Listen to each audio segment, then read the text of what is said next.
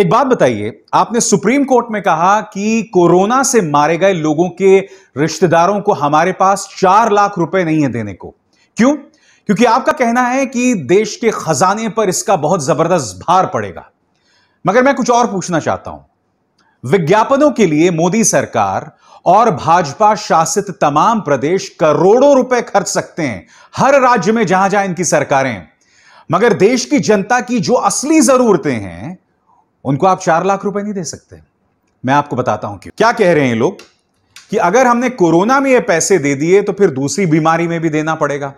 मगर मोदी सरकार को पता होना चाहिए कि आज की तारीख में कोरोना ने अगर इतना विकराल रूप देखा है तो यह सरकार की गलती की वजह से।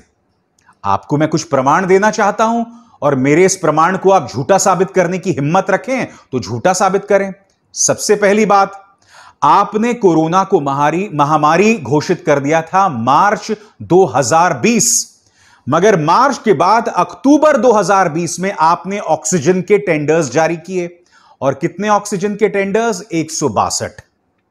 और फिर अगले साल अप्रैल तक, अक्टूबर में आपने जारी किया, अक्टूबर, नवंबर, दिसंबर, जनवरी, फरवरी, मार्च, अप्रैल, कितने महीने हुए?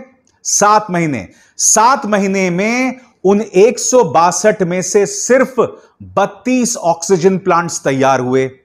यह बतलाता है कि ऑक्सीजन को लेकर यह सरकार कितनी गंभीर थी।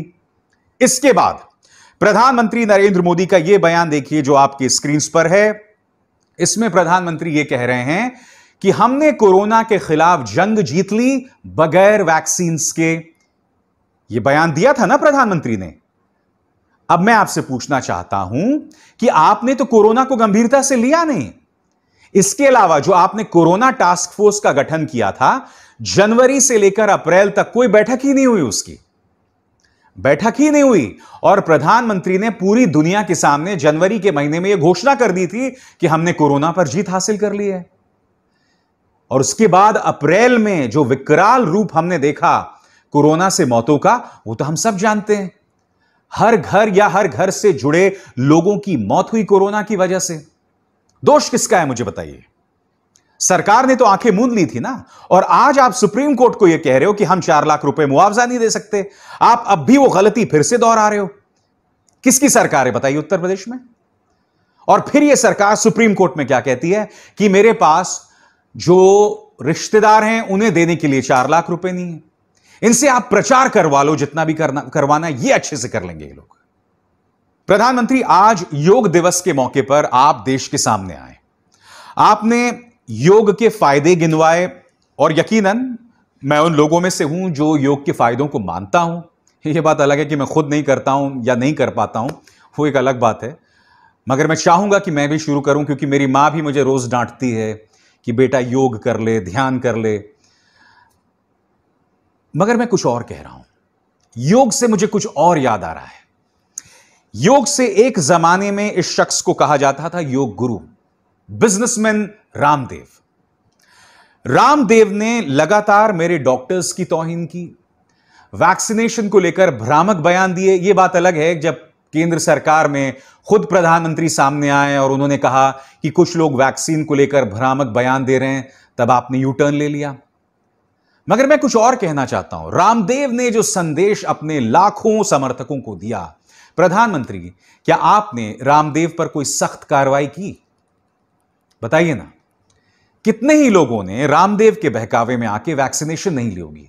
कितने ही लोगों ने कोरोनिल को दवा समझकर उसी के सहारे अपना इलाज करवाया होगा और कितने ही लोग इसकी वजह से मर गए होंगे? क्योंकि कोरोनिल कोरोना की दवाई नहीं है, नहीं है, नहीं है। यह शर्मा जी नहीं कह रहे हैं, यह खुद विश्व स्वास्थ्य संगठन ने कहा है।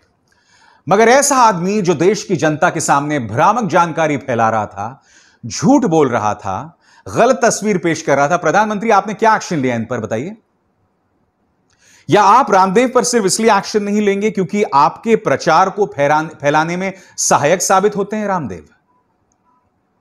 काला धन, इन सब की तो मैं बात ही नहीं कर रहा हूं। स्विस बैंक्स के अंदर अचानक पिछले 13 सालों में सबसे ज्यादा 20,700 करोड़ रुपए जमा हो जाते हैं भारतीयों के। अब ये ब्लैक मनी है या नहीं है, ये कोई नहीं जानता है, मगर इससे पता चलता है कि भारतीय अर्थव्यवस्था में हमारे धन्ना सेठों का कितना विश्वास रह गया है।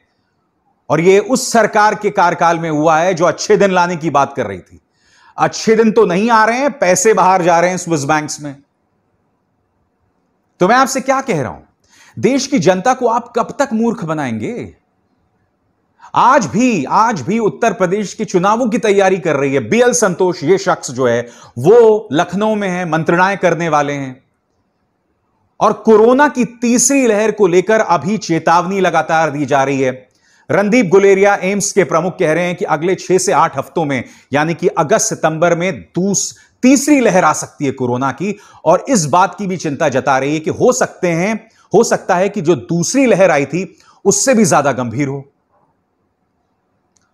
दूसरी लहर से भी ज्यादा गंभीर, इसके मतलब समझते हैं आप? दूसरी लहर जब आई थी तो कितने लोगों की मौतें हुई थी, कितने लोगों को ऑक्सीजन नहीं मिला था, त्राहिमाम मच गया था, प्रलंकारी तस्वीर थी हर जगह। अब यह कहा जा रहा है कि जो तीसरी लहर आएगी वो इससे भी गंभीर होगी। और यह मैं नहीं कह रहा हूं, यह आपके एम्स के प्रमुख कह रहे हैं। मुंबई में इस बात की आशंका है कि अगले 2 या 3 हफ्तों में आ सकता है। देश की जनता इसके लिए तैयार है? सरकार इसके लिए तैयार है? या आपकी तैयारी सिर्फ उत्तर प्रदेश के चुनावों को लेकर है?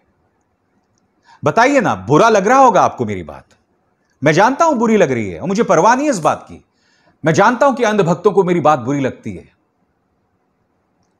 मगर कोरोना काल में आपके और हमारे रिश्तेदारों की जब मौतें हुई थी तो कोरोना यह कहकर नहीं आया था कि कौन मोदी भक्त है और कौन मोदी विरोधी। बोलिए, सही कह रहा हूं कि नहीं कह रहा हूं? बहुत दुख की बात है दोस्तों कि मीडिया को जिन मुद्दों को लेकर इस सरकार को कटघरे में रखना चाहिए, खड़ा करना चाहिए, वो नहीं कर रहा है। हकीकत आपके सामने है, तीसरे लहर की चेतावनी है और यह सरकार जो है सुप्रीम कोर्ट को इस तरह की जानकारी दे रहा है जो सरासर भ्रामक है।